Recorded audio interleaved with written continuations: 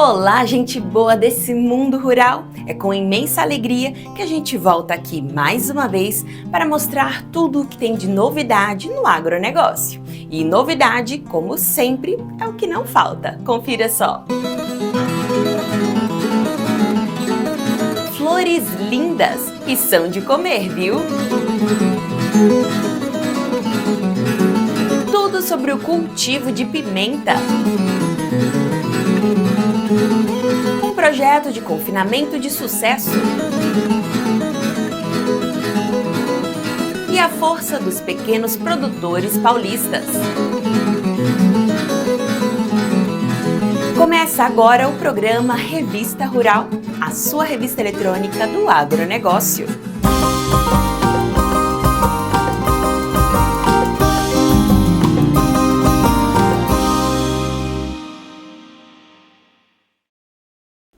Tem gente que planta alimento, tem gente que planta flor e tem gente como esse produtor de Campos do Jordão, interior de São Paulo, que planta flor que é alimento.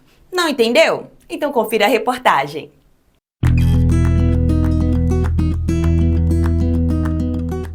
Uma cultivar de baixo custo, alto valor agregado e com mercado crescente. Você já pensou em cultivar flores comestíveis?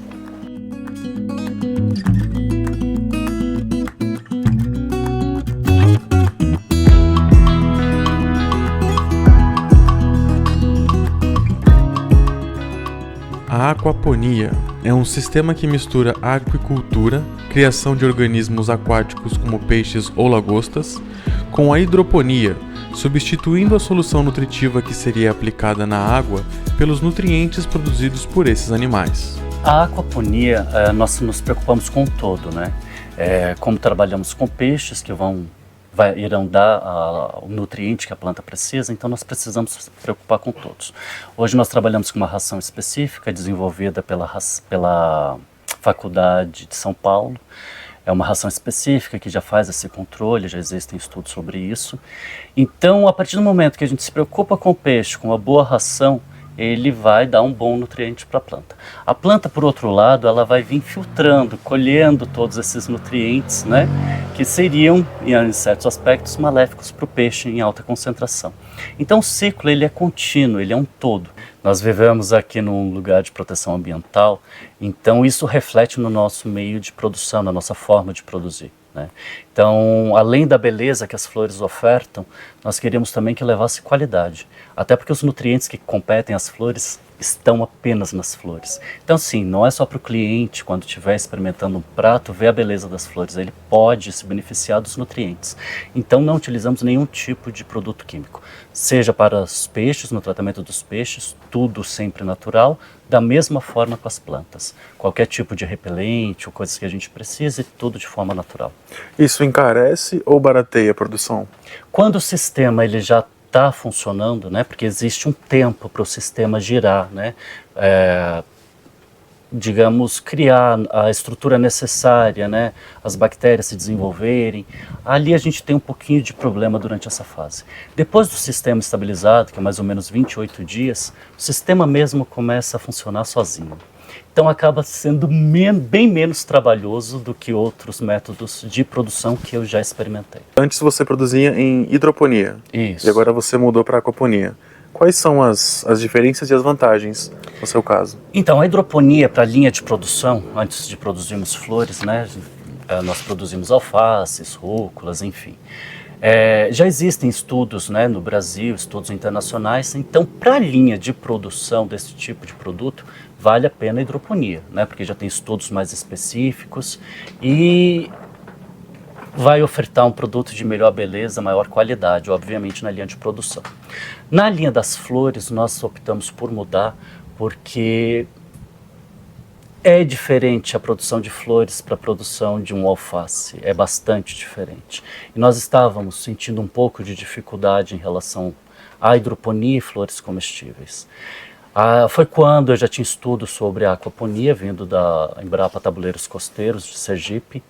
Falei, vamos mudar a produção, vamos tentar essa nova produção. E realmente a gente está vendo aí o resultado, está valendo a pena. 2 anos nessa linha e está valendo a pena. Agora falando mais sobre a saúde das flores. Vocês estão aqui em uma região que é essencialmente fria. O frio ajuda ou dificulta na produção? Então, é muito recente para estarmos falando isso, né? Apenas 2 anos de estudo ainda sobre aquaponia e flores comestíveis. O que eu vou falar agora ainda vai estar como uma opinião própria, não o estudo ainda. Até porque nós não temos muito estudo de aquaponia e tampouco produção de flores comestíveis, né? Sobre a questão do frio, nós temos as flores de inverno. Ótimo, então naturalmente elas se adaptam muito bem. Por sinal, eu acho que são as mais bonitas do mercado, são as flores de inverno. Por outro lado, os peixes acabam sofrendo um pouco, né? Essas baixas temperaturas acabam influenciando um pouco o peixe. Então, se nós fôssemos produtores aquapônicos que quiséssemos tirar a vantagem tanto do peixe quanto da planta, aí nós teríamos problema. Hoje nosso foco são as plantas, então os peixes acabam sofrendo um pouco mais de estresse, às vezes uma ou outra morte.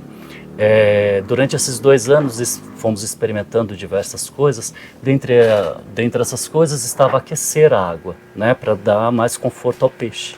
Gerou mais problema em desenvolver doenças, então nós acabamos parando. Hoje o sistema funciona, está frio, o peixe sente um pouco, às vezes a gente perde um ou outro. E, como eu falei, ainda não conseguimos equilibrar para ter lucratividade no peixe e lucratividade na planta. Nós optamos apenas pela planta.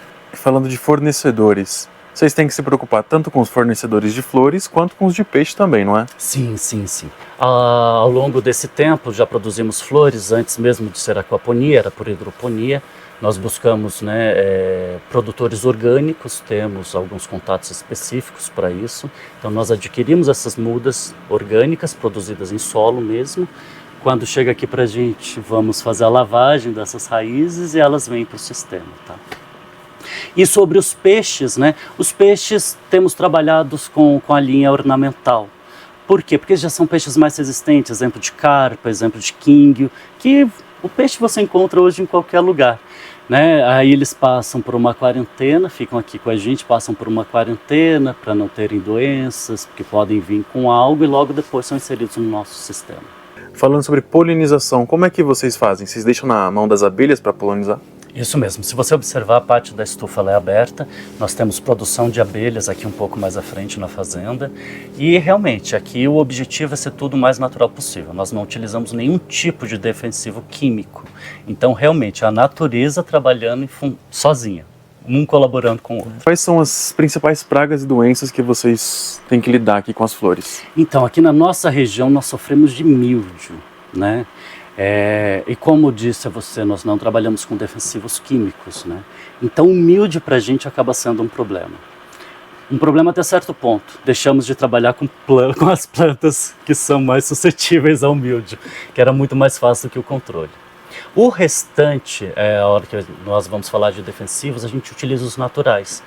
Sofremos com um pouquinho de pulgão, aí vamos lá para uma água com vinagre, vamos sempre produtos naturais. Como eu disse, depois de estabilizado o sistema, né, a planta está se alimentando bem, as raízes estão saudáveis, se a planta está se alimentando bem, ela naturalmente cria resistência à doença.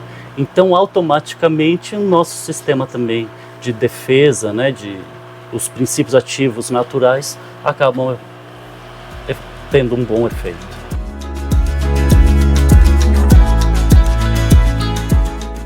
Douglas, vocês têm as flores que vocês compram com os fornecedores e vocês têm aquelas que vocês produzem o ciclo inteiro aqui. Sim. Por exemplo, essa daqui, que seria qualquer espécie? Amor perfeito. Você pode simular pra gente como vocês... Aqui então a gente vai pegando alguns pêndulos que ela tem, né? Só observar aqui, porque geralmente está tudo aberto, porque inclusive a gente deixa ela no sol para que ela comece a secar, né?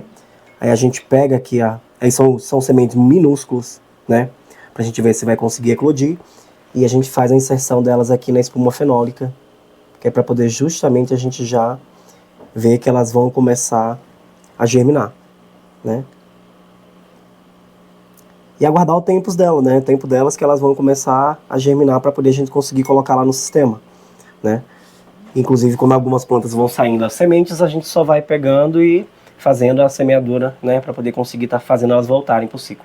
Essa daqui não vai direto para água. Não, agora. ela fica na bancada ali fora, então ela vai fazendo, né, fica no escuro, inclusive, aí depois a gente coloca ela pro claro. Quanto tempo mais ou menos de bancada? Essa de bancada, na bancada no escuro, ela vai ficar praticamente uns 6, 7 dias. Aí depois a gente coloca pra claridade na bancada. Assim como florestas e campos têm diversas espécies, formatos, cores e tamanhos, uma produção de flores comestíveis também é embelezada pela diversidade. Fala um pouco sobre as espécies que vocês produzem aqui. Então, hoje a gente está aqui com as cravinas, tem as prímulas que tem aqui também, as margaridas amarelas, as taurênias que estão aqui, que são essas que estão aqui na borda, que tem azulada, rosa, azul, né, meio violeta. As amores perfeitos estão em vasos ali na frente, porque com essas mudanças algumas não estão conseguindo desenvolver, até a inserção da aquaponito, a gente está fazendo ela em vasos por enquanto, para que a gente consiga tê-las agora na questão do inverno. O que os clientes, os restaurantes priorizam? Então, além da beleza, que é fundamental, eles prezam muito pela questão da durabilidade, né? Pelos pratos serem quentes, né? A maioria deles, inclusive. Então, eles prezam pela durabilidade sobre a questão da temperatura e que as flores vão ser expostas. Então, acaba que eles meio que pegando meu pé sobre essa durabilidade delas.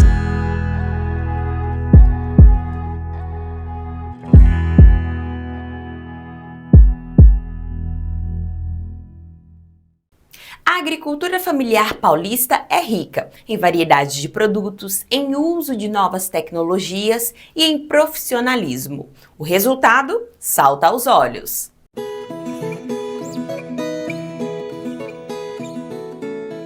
Que o agronegócio é muito forte no estado de São Paulo, isso ninguém duvida. Mas a agricultura familiar tem crescido cada vez mais e oferecido ao consumidor final uma diversidade grande de produtos. A jaracatiá é uma planta nativa da Mata Atlântica e frutifica entre fevereiro e março. Na cidade de São Pedro, são mais de 40 pequenos produtores que trabalham com esse fruto, produzindo compotas, cachaças e até mesmo cerveja. E para alguns deles, trabalhar com a fruta é mexer com lembranças de família. Isso vem das memórias da avó Tereza, da avó Tica. Elas faziam essas compotas, inclusive faziam cristalizada, guardava nas latas, a gente comia e lembrava uma tâmara, inclusive, ficava molhadinha por dentro, sequinha por fora, uma delícia. E dessas memórias a gente começou a perceber que o jaracatiá estava em extinção. Tanto que hoje a gente tem um projeto de reflorestamento da Serra do Itaquiri, nós distribuímos só esse ano mais de 4.000 mudas. E com essas memórias a gente começou a desenvolver as compotas, os produtos, e isso é legal, porque além do impacto na natureza, gera renda para os pequenos produtores e realça uma cultura que estava se perdendo, a cultura do jaracatiá. Você sabe que através do jaracatiá dá para a gente contar a história do Brasil. Desde os primeiros jesuítas, bandeirantes, já tinha relatos do jaracatiá como remédio e como elemento culinário na história do Brasil. Mesmo estando na 4ª geração de produtores dos derivados do leite de vaca, há 20 anos um casal resolveu inovar e investir nas cabras, produzindo diversos tipos de queijos. Nós compramos uma propriedade pequena e começamos com as cabras, né? Então, numa pequena propriedade, com a agricultura familiar, a gente consegue gerar bastante riqueza. Hoje, para vocês, qual que é o principal desafio como agricultor familiar de São Paulo, no negócio, no dia a dia mesmo? O grande desafio sempre é a venda, né? É o comércio. E as pessoas darem valor ao produto artesanal, local, produzido com qualidade, de forma segura. Hoje a gente tem uma pegada de carbono bem baixa, porque os dejetos das cabras voltam para as capineiras, voltam como adubo, então isso é algo que é importante. E para nós, a venda atrelada ao marketing do produto, né? Do portfólio de vocês hoje, o que mais se destaca, o que o pessoal procura mais para comprar? O bursã maturado no azeite, os rolinhos de 4 sabores empanados, que é uma inovação que nós trouxemos com damasco, amendoim, záter e ervas finas, o feta, que já é bem tradicional, e o chevrotan, que é um queijo maturado, que está saindo bem, o pessoal gosta bastante. Nossa ideia não é um consumo em massa, mas sim quem tem apreço por produto artesanal de cabra. 20 anos também é o tempo que o palmito é plantado na fazenda Vale do Pupunha. Por lá, diversas receitas foram desenvolvidas numa área que conta com 100 mil palmeiras. Hoje a gente tem mais ou menos umas 1000 receitas, que varia desde palmito doce aos palmitos salgado. Então a fazenda é aberta ao turismo, então as pessoas vão lá, cortam o palmito e aí a gente prepara esse palmito que eles cortaram. Então a pessoa vai chegando lá, eles vão ter pelo menos uns 20 pratos à base de palmito, tanto doce quanto salgado. Então a gente já faz isso, até cerveja a gente já faz já. Através do amplo portfólio, o objetivo da família é mudar o conceito sobre o palmito. Quando a gente fala de palmito, todo mundo pensa do palmito na gôndola do mercado ou em conserva. Só que com o palmito você consegue desenvolver vários produtos além dele em conserva. Então é um mundo que, enfim, você desenvolve várias coisas com palmito e é isso que a gente faz. Presidente Prudente é conhecida como a terra da batata doce e pequenas empresas da região fazem parcerias com os produtores para desenvolver receitas que dão água na boca. Lá em Prudente nós somos muito bem recebidos, inclusive eles têm uma cooperativa e ajudam nós que somos os culinaristas, né, da região. Então nossa relação é uma relação de parceria, uma via assim de dupla, uma via dupla. E agora, para a gente fechar, o que mais faz sucesso das tuas vendas? É lógico que a minha geleia de batata doce com conhaque, que é algo assim inusitado que nós fazemos lá de Prudente e hoje nós estamos mostrando para o Brasil afora.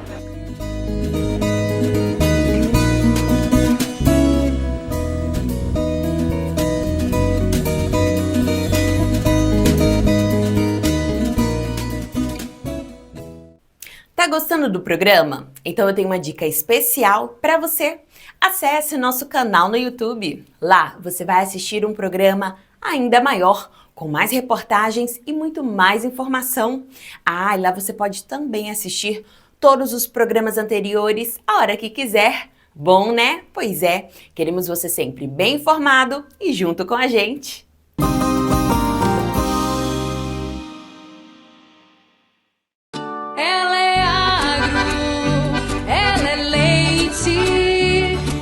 Nasceu na maior bacia leiteira. Ela é forte, ela tem raiz. Ela representa grande parte dessa nação brasileira. Agroleite 2024, Horizontes em Sintonia. De 6 a 9 de agosto em Castro, Paraná. A vitrine da cadeia do leite espera por você.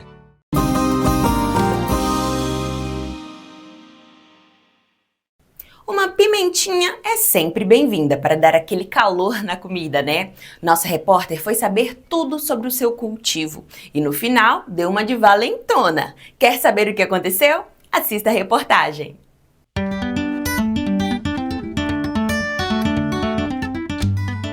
Existem vários tipos de pimenta, mas na hora de cultivar, saber a finalidade, quem é o público comprador faz toda a diferença. Essa aqui que é comprida, por exemplo, é ideal para a indústria. Humberto, conta pra gente quais os diferenciais dela. Exatamente.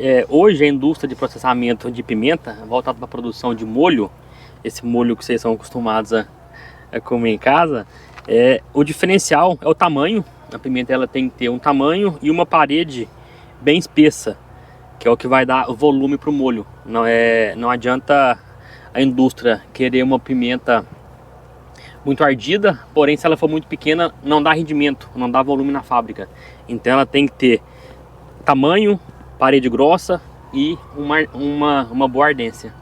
O cultivo dela sempre assim em campo aberto? Sempre em campo aberto. Hoje o cultivo de pimenta para processamento, vamos falar que mais de 90% é em campo aberto. Porém, a gente tem produtores também que produzem em estufa. Além de escolher a variedade, quais são os outros cuidados que o produtor precisa ter com relação ao solo, todo o planejamento? Sim, ele tem que fazer uma adubação bem feita no início e durante todo o desenvolvimento e completando essa adubação. A partir do momento que ela começa a frutificar, ela tem uma maior exigência, principalmente o potássio, então o produtor tem que fazer todo esse manejo. E não somente o nutricional, mas também pensando nessa parte de sanidade, um controle de pragas, doenças bem feito. E com relação à irrigação, porque tem água aqui, né? Sim, com certeza. Você pode ver que esse é o momento onde a pimenta mais absorve água, que é quando ela está enchendo seus frutos. Então nesse momento é um momento bem crítico, onde o produtor tem que ficar bem atento ao manejo de irrigação. Com foco na produtividade, é importante saber o momento ideal de cultivo e escolher variedades mais resistentes. A gente posiciona sempre no cultivo do verão, que é onde faz um calor. O frio ela tem uma tendência a produzir um pouco menos, então a pleno verão é o momento ideal. Com relação a pragas e doenças, tem alguém que é mais ali, um agente mais influente nessa área? Em doença, a gente pensa em bactéria e também na questão de trips, que é um transmissor da virose, do vira-cabeça. E hoje, né, esse material, nós temos a tolerância tanto para xantomonas, que é uma bactéria, e para o vira-cabeça, que é um vírus transmitido pelo trips. Do cultivo até a colheita, quanto tempo leva mais ou menos? Vamos falar aqui do transplantio até a colheita vai ser em torno de 120 dias. Essa pimenta, ela está mudando de cor, ela ainda vai ficar bem vermelha, ela vai ficar um vermelho bem intenso, que é o que vai dar aquela coloração bem vermelha para o molho. Aqui tem duas variedades, né? Exato. Qual a diferença delas? Essa é uma variedade focada principalmente para o mercado industrial. A outra que nós temos ali ao lado é uma pimenta voltada mais para o mercado como a gente se diz, o consumidor de mercado fresco, onde ele compra para fazer uma conserva, fazer uma pimenta recheada, várias outras finalidades. Com relação ao rendimento da colheita, quanto que é? Hoje, geralmente, a gente tem uma média de produção de 4 kg por planta. Essa pimenta tipo jalapeño. Durante o consumo da pimenta, a capsaicina, substância encontrada na placenta do fruto e em suas sementes, é a protagonista da sensação de ardência. E eu ainda pensei que seria uma boa ideia confirmar isso na prática.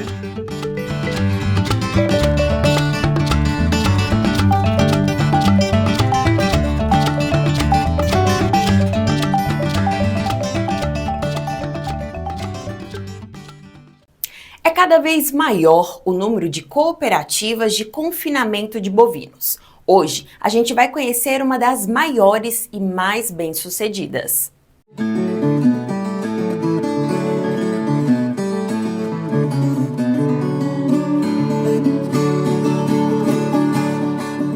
Cada vez mais comum na pecuária brasileira, as cooperativas têm confinado os animais de seus cooperados. Aqui na Coplacana, localizada na cidade de Piracicaba, interior de São Paulo, por exemplo, são feitos 2 ciclos, atendendo até 4.300 animais por ano. Acostumada a realizar revenda de produtos agropecuários, insumos e defensivos voltados ao setor, a Coplacana começou a fazer o confinamento em 2009, a partir da necessidade de oferecer diversificação aos seus cooperados. A Coplacana sempre foi voltada, ainda hoje 90% é voltado ao setor de cana, porém nós temos cooperados que possuem gado de corte, cereais, então surgiu a necessidade aí mais ou menos em 2006 assim, de a gente diversificar essa cultura dos nossos cooperados. Então nós entramos com a realização da unidade de recebimento de grãos para dar um suporte aos cooperados que também plantam cereais e também o confinamento para dar um suporte principalmente na época da seca para que eles se dêem um destino para a terminação do gado do nosso cooperado. Nós temos a capacidade estática aqui de 2.000 animais e fazemos 2 giros, iniciamos em abril e terminamos em dezembro. Nesse meio tempo nós fazemos um primeiro giro até agosto, setembro e um segundo giro terminando em dezembro. Dos 12.000 cooperados, cerca de 200 utilizam o serviço de confinamento. A maioria deles está localizado próximo a Piracicaba, devido ao fácil deslocamento e também ao custo do frete. Nós temos aqui uma equipe, que nós temos do confinamento, e é feito um contato para fazer o agendamento, a disponibilidade de baias. Nós temos aqui baias de 25, 50 e 100 animais, a capacidade, né? Então forma-se o lote, ele agenda e traz os animais. Os animais ficam em média 90 a 100 dias, ganham em média 1,5 kg por dia de ganho de peso, e no final do ciclo daí ele vai para o abate. Nós temos aqui duas frentes de manejo. Uma que é a base operacional convencional, que o animal ele pesa na entrada, fica em torno de 90 dias e depois pesa na saída e se faz o ganho de peso. E nós temos aqui uma tecnologia, junto com uma startup que nós temos, que é a Robatec, o projeto Beef Trader, que é uma tecnologia implantada dentro dos piquetes, onde nós temos balanças dentro dos piquetes. Então o animal é pesado toda vez que ele vai tomar água, então ele pesa cerca de 10, 12 vezes ao dia. Qual que é o benefício disso para o nosso produtor? Que ele passa a ter um software, disponibilizado um software para ele, acompanhamento em tempo real no celular, no tablet, né? Então ele tem o peso do animal diário, ele tem uma projeção de quando esse animal vai ficar pronto, animal a animal, o lote. Então é bastante importante ao produtor que ele passe a ter um ganho com isso também. Há um ano a DSM Tortuga se juntou à Coplacana, com o objetivo de desenvolver o confinamento e profissionalizar esta operação. E o trabalho vem gerando bons resultados. Então, nosso trabalho aqui ele é focado na parte de nutrição e manejo animal, tá? Então nós temos visitas periódicas, visitas semanais. Nós acompanhamos a equipe da Coplacana nos serviços diários, então fazendo orientação de como fazer um manejo de coxo, fazendo ajustes necessários na dieta, né? De acordo com o tipo de animal que entra, o período que está no confinamento. Fazemos também a parte de manejo dos animais, seja manejo de entrada, orientando também a parte de saída, e aí junto com outros parceiros da Coplacana para desenvolver da melhor forma o trabalho aqui e ter resultados que sejam satisfatórios tanto para a Coplacana quanto para o cooperado da Coplacana que traz os animais.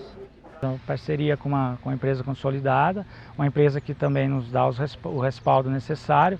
Então acho que ambas as partes têm a ganhar com isso, né? Tanto Coplacana, DSM e o produtor que traz os animais para serem confinados aqui. Nossa evolução grande foi em questão de tecnologia e resultado, tá? A gente adicionou um novo protocolo, uma nova dieta, tá? Com outros níveis para ter melhores resultados. Então o nosso resultado de um ano para o outro foi extremamente satisfatório, né? O que a gente mensura muito é a resposta vinda do cooperado. Tá? Como eu estou aqui semanalmente, diversas vezes a gente recebe visita dos cooperados aqui. Então a gente tem respostas extremamente positivas do que vem sendo feito e o resultado está sendo bem agradável. Comparado ao ano passado, que faz um ano que a gente está implantando esse trabalho, a gente dimensionou alguns passos. Tá? Então o ano passado a gente iniciou esse trabalho, tá? Mudando os níveis da dieta, trazendo dietas mais tecnológicas, com melhores resultados. Agora esse ano o principal trabalho nosso é mensurar.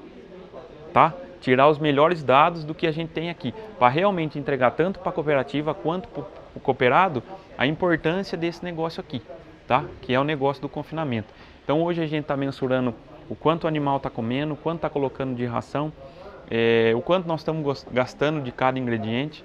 Tá? Fizemos ajustes em bebedouro, correção de umidade e de matéria seca da dieta. Tá? Então nós estamos indo passo a passo. Do ano passado para cá nós já tivemos um grande avanço. Antes do projeto, os aditivos utilizados como promotores de crescimento eram antibióticos. Agora, os antibióticos foram substituídos por óleos essenciais, que promovem um maior consumo da ração, com maior ganho de peso diário e melhor conversão alimentar. Antes do uso do Crina, o ganho de peso era de 1,6 kg por dia. Hoje é de 1,7 kg. Esse aumento paga o investimento e ainda deixa lucro para o confinador. O programa Revista Rural está terminando, mas lembre-se, para assistir este ou qualquer programa anterior, basta acessar nosso canal no YouTube. Fiquem com Deus e até semana que vem!